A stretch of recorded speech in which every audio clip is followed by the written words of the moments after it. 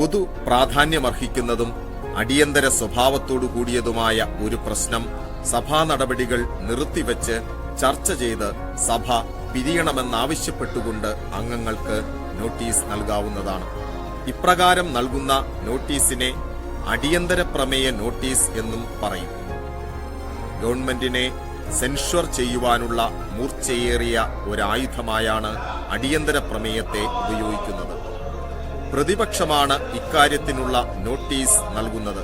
സഭ സമ്മേളിച്ചുകൊണ്ടിരിക്കുന്ന കാലയളവിലോ സഭാ സമ്മേളനം ആരംഭിക്കുന്നതിന് തൊട്ടുമുമ്പുള്ള ദിവസങ്ങളിലോ ഉണ്ടായിട്ടുള്ള ഗൗരവമേറിയ സംഭവമായിരിക്കണം അടിയന്തര പ്രമേയ നോട്ടീസിന് ആധാരമായ വിഷയം.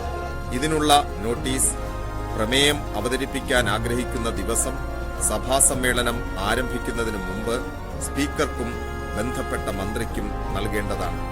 ഉന്നയിക്കപ്പെട്ട വിഷയം സ്വീകാര്യമല്ല എന്നുണ്ടെങ്കിൽ സഭയുടെ അറിവോടുകൂടിയോ അല്ലാതെയോ സ്പീക്കർക്ക് നിരാകരിക്കാവുന്നതാണ്. വിഷയത്തിന്മേൽ കൂടുതൽ വിശദീകരണം ആവശ്യമുണ്ടെന്ന് സ്പീക്കർക്ക് തോന്നുന്ന പക്ഷം അവസരം അംഗത്തിനും ബന്ധപ്പെട്ട മന്ത്രിക്കും നൽകും.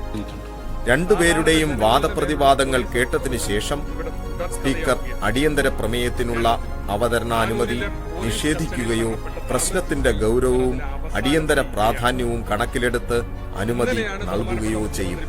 പ്രമേയത്തിന് അനുമതി നൽകുന്നതിൽ ആക്ഷേപമുണ്ടെങ്കിൽ 15-ൽ കുറയാത്ത അംഗങ്ങൾ അനുകൂലിക്കുന്ന പക്ഷം അടിയന്തര പ്രമേയത്തിന് അനുമതി നൽകും.